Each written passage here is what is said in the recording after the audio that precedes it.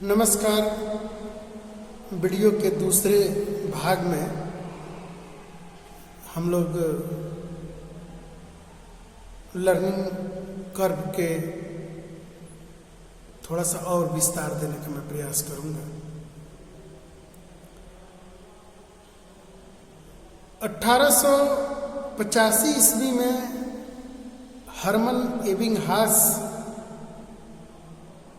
एबिंगहाज कई अलग अलग जगहों पे मात्राओं से नाम का थोड़ा बहुत अंतर आएगा ने अधिगम के पठार को उन्होंने ग्राफ के रूप में पहली बार परिभाषित किया था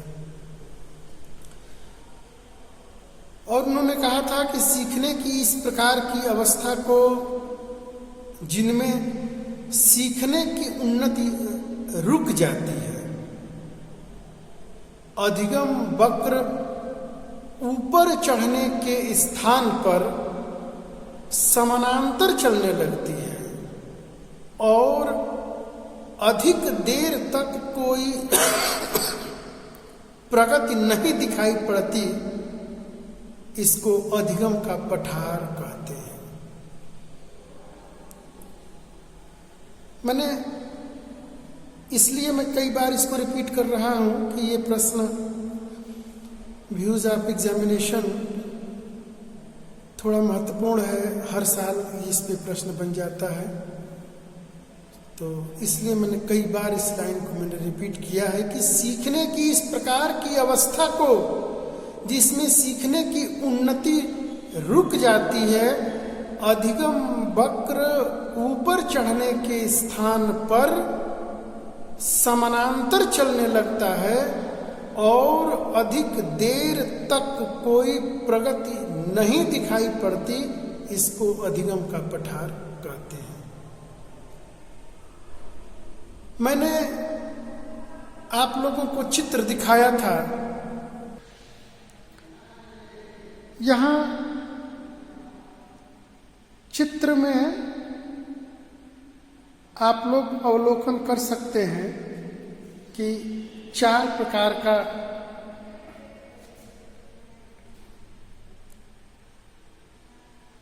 चित्र मैंने बनाया है, जिसमें जो पहला जो चित्र है वो है कर्व ऑफ इक्वल रिटर्न्स, जहां पर सीखने की दर निरंतर एक समान आगे की तरफ एक सरल रेखा में बढ़ रही है। दूसरे चित्र में आप लोग देख रहे हैं कि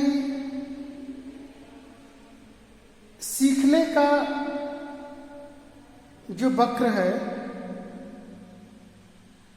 वो एक अपने निश्चित बिंदु पर पहुंचने के बाद वहां से वो डाउनफॉल की तरफ, मतलब डिक्रीजिंग रिटर्न्स हो रहा है। तीसरे चित्र में आप लोग देख रहे हैं कि कर्व ऑफ इंक्रीजिंग रिटर्न्स, यहां पर सीखने की जो दर है वो बढ़ते हुए क्रम में है और जो 4 है यह इसको एस टाइप भी कहते हैं, curve of mixed type return. हम कोई भी कार्य करते हैं, हम कोई भी चीज सीखते हैं, कोई भी चीज पढ़ते हैं या कोई भी नया कार्य करते हैं, तो एक समान आप आगे नहीं बढ़ सकते कि केवल उसमें आप आगे ही बढ़ रहे हैं।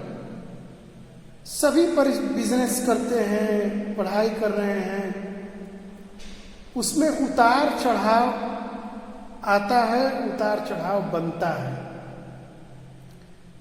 इसी उतार चढ़ाव को जो ये बनने की है, जो कभी स्लो होता है, कभी पठार बनेगा, फिर व्यक्ति तेजी से सीखने लगता है, जैसे जैसे अपनी स्ट्रेटेजी में परिवर्तन करते हैं, उसी को मिक्स्ड टाइप हम लोग कहते हैं।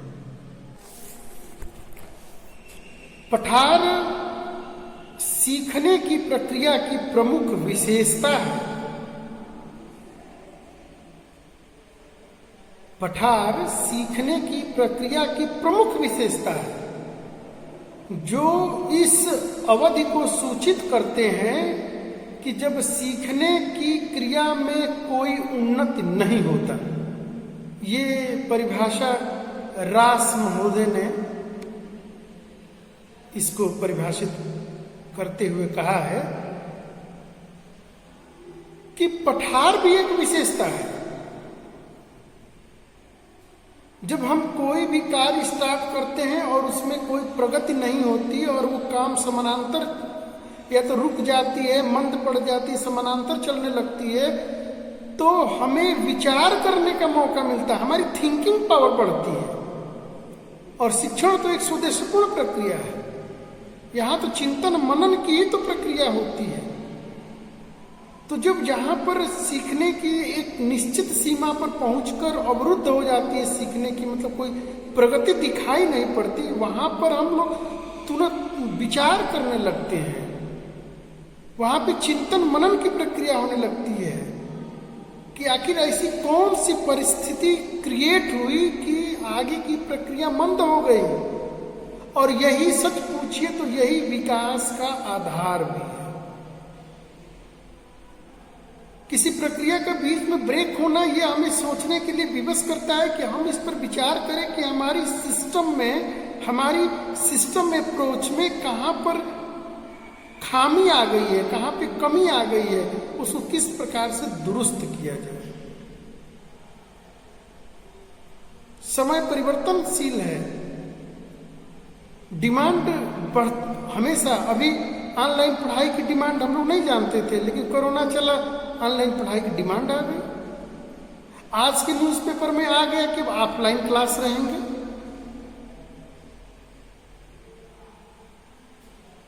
तो ये जो पठार जो बनता है या कोई सीखने की जहाँ सीमा समाप्त होकर या मंद पड़ जाती है, अवरुद्ध हो जाती है, तो वहां पर नए सिरे से विचार करने का एक अवसर मिलता है।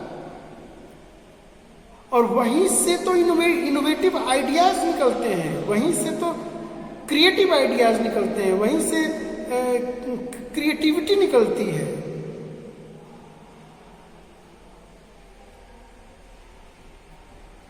किसी भी कच्चे पदार्थ का आप एक मैक्सिमम यूटिलाइज करने के बाद आप उसका उपयोग नहीं कर सकते हैं,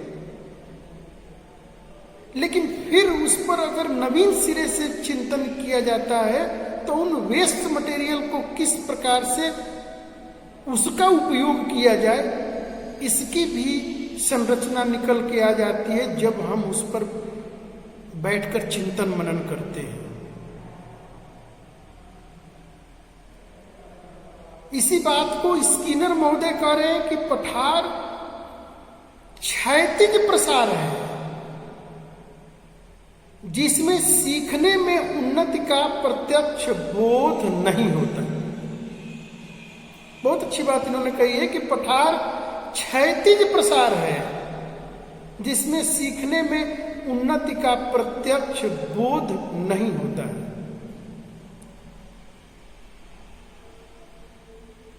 अधिगम का पठार का एक समय भी होता है। ऐसा नहीं है कि काम स्टार्ट किए और पठार और लंबे समय तक पठार बना ही रह गया। एक्सेप्शनल परिस्थितियों में कभी हुआ होगा, लेकिन शिक्षण अधिगम प्रक्रिया में जो अधिगम पठार का जो समय है वह 1 दिन का हो सकता है, 1 हफ्ते का हो सकता है, 15 दिन का हो सकता है, 1 माह का हो सकता है, इससे ज्यादा नहीं हो सकता। किसी बच्चे की तबीयत खराब होगी तो 15 दिन की तबीयत खराब होगी, 1 महीने की तबीयत खराब होगी, फिर उसके बाद उस समय में वो नहीं सीखा, वो पठार बन गया। लेकिन जैसे ही वो शारीरिक अस्वस्थता दूर हुई, पुनः वो पढ़ना स्टार्ट किया, समझने लगा, आगे बढ़ने लगा। कई मनोवैज्ञानिकों ने इसके अलग अलग कारणों को पर चर्चा की है। हम लोग एक एक करके उन कारणों की भी चर्चा हम लोग करेंगे कि आखिर ये पठार क्यों बनते। पठार बनने के कई कारण हो सकते हैं, कारणों की कोई सीमा नहीं है। किसी भी कार्य को करने की कोई सीमा नहीं है। तो पहला जो मनोवैज्ञानिकों ने कारण बताया वो कहा कि मनोशारीरिक सीमा। बहुत आसान है मनोशारीरिक सीमा कि भाई व्यक्ति के हर समय उसके शारीरिक मानसिक संवेगात्मक परिस्थितियां समान नहीं होती। हम लोग साधारणतः ऐसा कहते रहे कि आज मूड नहीं है, आज पढ़ने का मूड नहीं है, आज पढ़ाने का मूड नहीं है, आज कार्य करने का मूड नहीं है, आज खाने का भी मन नहीं है। ऐसे ये हम लोग बातें कहते हैं, सुनते हैं। लेकिन मनोशारीरिक सीमा को ये पूरा आप लोग पढ़ रहे होंगे जो किशोरावस्था बाल्यावस्था की अन्य विशेषताओं में, वहां पे आप काफी इसको विस्तार पूर्वक पढ़ रहे होंगे मनोशारीरिक सीमा को। वहां पे भी ये बहुत सी बातें आई होंगी कि मनोशारीरिक, अब मन का तो कोई निश्चित स्थान नहीं। शरीर में मस्तिष्क का स्थान है, हाथ पैर नाक हार्ट लंग्स फेफड़े सब दिखते हैं। मन के कोई है, कोई स्थान है क्या? मन का कोई स्थान नहीं है। लेकिन ये ऐसा एक आंतरिक कारक है कि जो प्रत्येक कार्य पर प्रत्येक पर अपना ये प्रभाव डालता है। आज मन है तो काम अच्छा से हो रहा है, और मन नहीं है तो नहीं काम हो पाता है। पढ़ने में मन, अब पढ़ने में किसी का मन खूब लगता है, किसी का पढ़ने में मन नहीं लगता। लेकिन मन दिखता नहीं है, लेकिन इसके कारण होते हैं। मनोवैज्ञानिकों ने इसके अलग अलग चर्चा की है, अपनी अपनी सब लोग अपने अपने बताए हैं। तो जो पहला कार्य है वो मनोशारीरिक। अब किशोरावस्था में नींद की बहुत समस्या होती है, वो भी एक समस्या हो सकता है। नींद बहुत अच्छी लगती है किशोरावस्था में। और किशोरावस्था में आप लोग पढ़े होंगे वीर पूजा, मन लग जाए कहीं तो व्यक्ति जिसको आदर्श मान ले, अगर भगत सिंह आदर्श दिख गए तो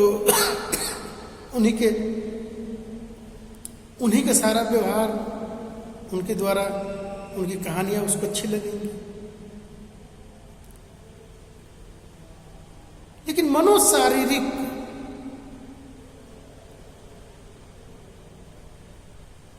कभी कभी शरीर में कोई आधी व्याधि नहीं होती, लेकिन फिर भी मन अलसाया रहता है। और ये किशोरावस्था की विशेषताओं में सबसे विशेष विशेषता है। तो ये भी सीखने की प्रक्रिया में बाधा उत्पन्न करते हैं, पठार बनाते हैं। विपरीत लिंगी आकर्षण किशोरावस्था की प्रमुख विशेषता है। पठार के कभी कभी ये भी कारण बनते हैं। दूसरा है व्यवधान।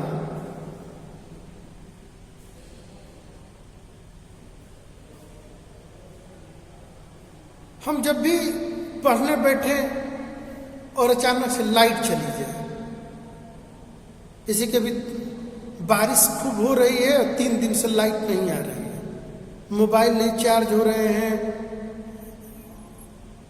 कोई वैकल्पिक व्यवस्था भी नहीं है, तो ये एक प्रकार से बाधा है।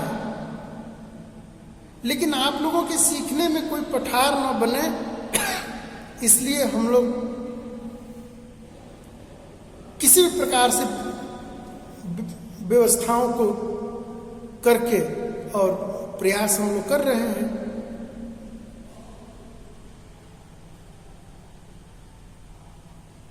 हम पढ़ने बैठे हों और रास्ते से कोई बारात गुजर रही है, या कोई बैंड बाजा बजते हुए, कोई डीजे बजते हुए वहां से गुजर रहा है, तो भी व्यवधान पड़ता है।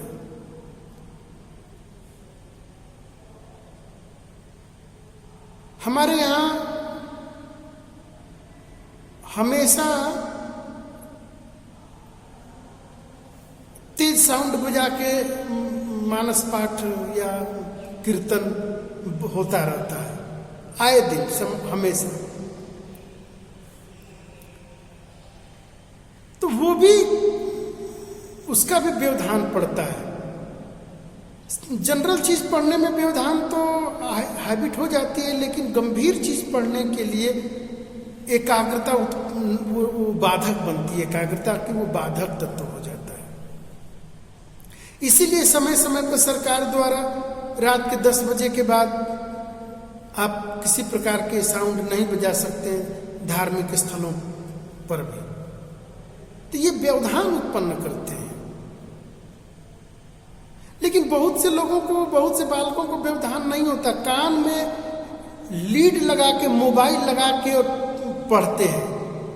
अब उनकी एकाग्रता को प्रणाम है कि इतने गंभीर विषय को पढ़ रहे हैं और कान में लीड लगा के गाना लगा दिए हैं और पढ़ रहे हैं।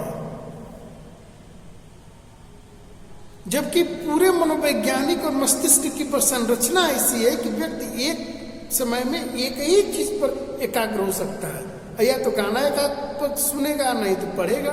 दोनों कैसे काम हो सकता है, जबकि दोनों काम दिमाग पे ही हो रहा है। बहुत से लोग रेडियो बजा के पढ़ते हैं। अब हो सकता है कि वो उनको व्यवधान नहीं, लेकिन लगता है कि व्यवधान नहीं हो रहा है, लेकिन वो सीखी गई बात देर तक हमारे स्मृति पटल पे नहीं रहती है। तो व्यवधान, तबीयत खराब हो, यह भी व्यवधान का कारण बनता है। जैसे भी तबीयत खराब है मेरा, बोल रहे हैं खांसी आ रही है, लेकिन उस व्यवधान को ये मनोशारीरिक सीमा में हो रहा है। उसको व्यक्ति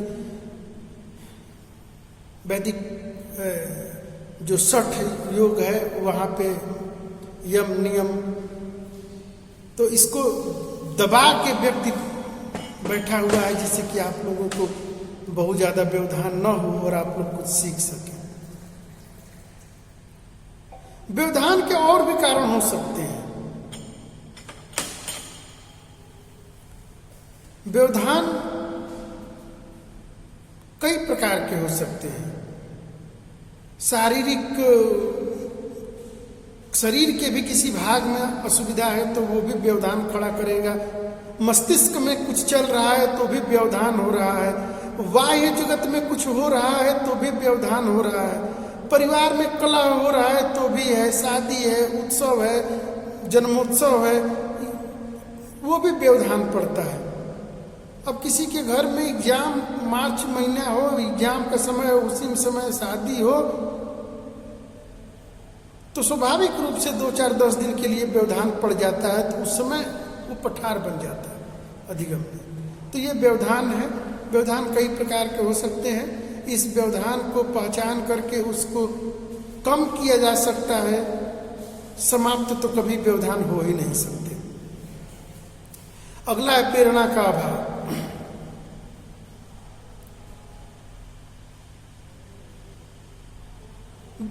प्रथम भाग में मैंने प्रेरणा पर, मैंने उस पर काफी लंबी चर्चा मैंने कर लिया है, तो उस पर अभी चर्चा नहीं करेंगे।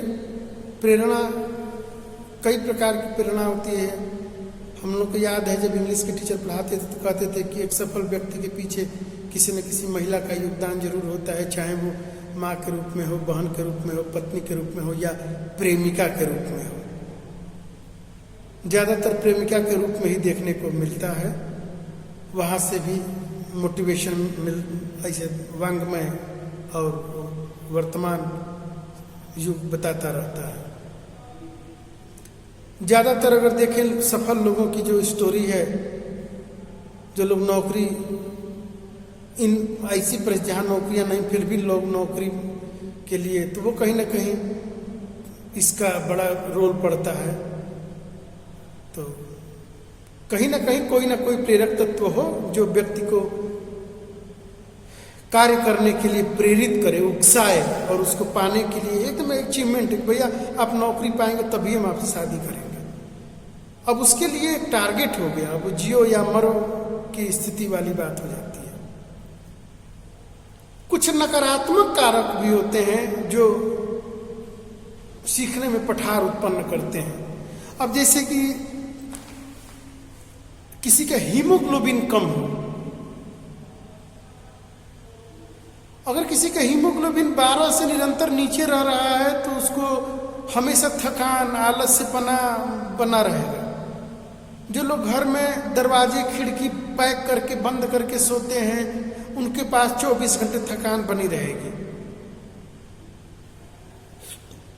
जो लोग बासी भोजन, गरिष्ठ भोजन, ज्यादा मांसाहार, तला भुना भोजन करते हैं उनको भी थकान बनती है और वो भी सीखने में पठार का कारण बन सकती है।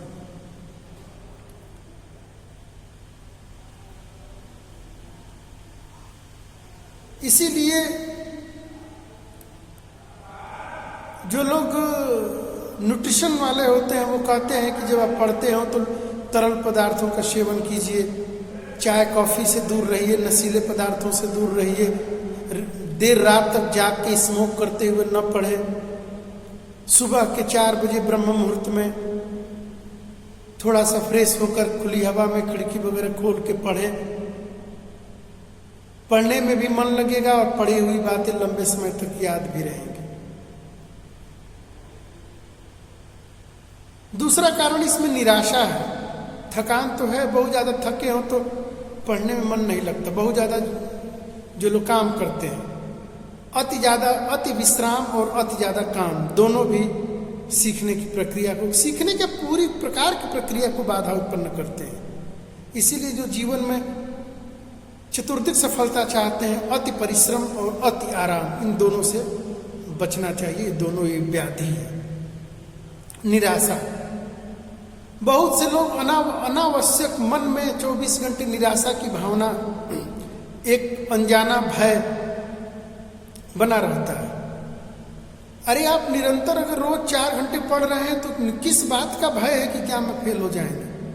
4 घंटा निरंतर जो बच्चा पढ़ रहा है उसको किस बात की निराशा है? वो निश्चित रूप से एग्जाम में भी सफलता प्राप्त करेगा, प्रतियोगी परीक्षा में सफलता प्राप्त करेगा और नौकरी पाएगा, इसमें कहीं भी दो राय नहीं। कोई भी ऐसी लेखनी अब तक नहीं लिख पाई है जो पुरुषार्थ की कलम को छोटी कर दे। पुरुषार्थ बड़े से बड़े कुअंक को मिटाने की अद्भुत क्षमता रखती है। रामचरितमानस में गोस्वामी तुलसीदास जी महाराज लिखते हैं कि मंत्र महामणि विषय ब्याल के, मीठत कठिन कुअंक भाल के।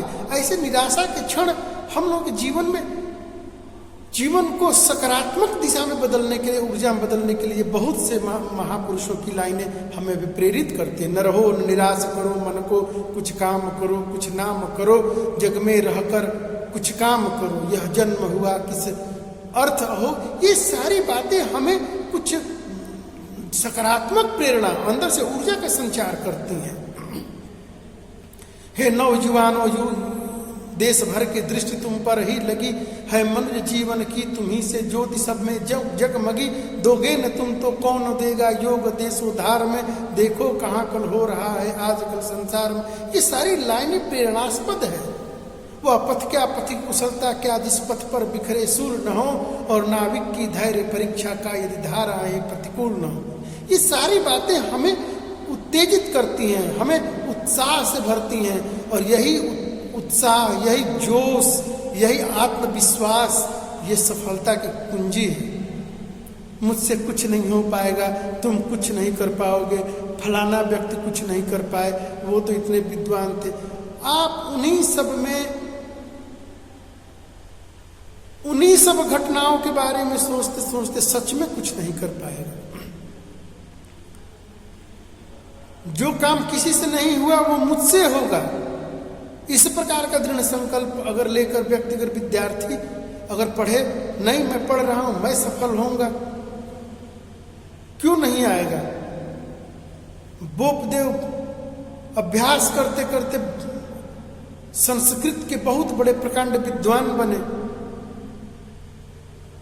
तुलसीदास जी महामूर्ख से होके महाकवि कालिदास बने। तो इन छोटी छोटी परिस्थितियों से व्यक्ति निराश होकर घबराकर व्यक्ति कहाँ जाए? हार मान लेना यह मनुष्यता का गुण नहीं है, यह कायरता का गुण है। तो नकारात्मक विचार और नकारात्मक ये भावनाएं भी व्यक्ति को सीखने की प्रक्रिया को कुंद कर देती है, मंद कर देती है। इसलिए हमेशा व्यक्ति को सकारात्मक सोचना चाहिए। उठकर गिरना, गिरकर चलना, यह क्रम है संसार का, परम वीरता, फर्क न पड़ता किसी जीत या हार का। मनुष्य के अगर कुछ पास में है तो वो है सिर्फ कर्म करने का अधिकार। कर्मण ये वाधिकार अस्ते माँ फलेषु कदाचन। भले भगवान वहां पे कहा कि फल मैं दूंगा, लेकिन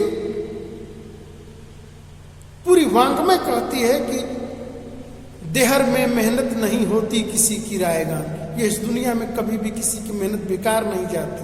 तो कर्म, ये कर्म कीजिए। हमारा काम है पढ़ना, हम अपना रोज पढ़ें। जो भी समझ में नहीं आ रहा है उसको एक डायरी में लिखें। अपने टीचर से समय अनुकूल जानकर उनसे पूछ लें और उस पर निरंतर बार बार चिंतन मनन निधिध्यासन करें। सिर्फ पढ़ने और पढ़ाने से बातें नहीं बनती। बहुत सी बातों को स्वाध्याय करना पड़ता है, बहुत सी बातों को मनन करना पड़ता है। क्यों? क्योंकि कॉन्सेप्ट हर व्यक्ति का अपना अपना बनता है। इसीलिए कहा, प्रश्न में आता है कि विद्यार्थी अपनी भाषा में प्रश्नों को लिखें, अपनी भाषा में जो समझें उसमें लिखें। शेष अगले वीडियो में। तब तक के लिए बहुत बहुत धन्यवाद।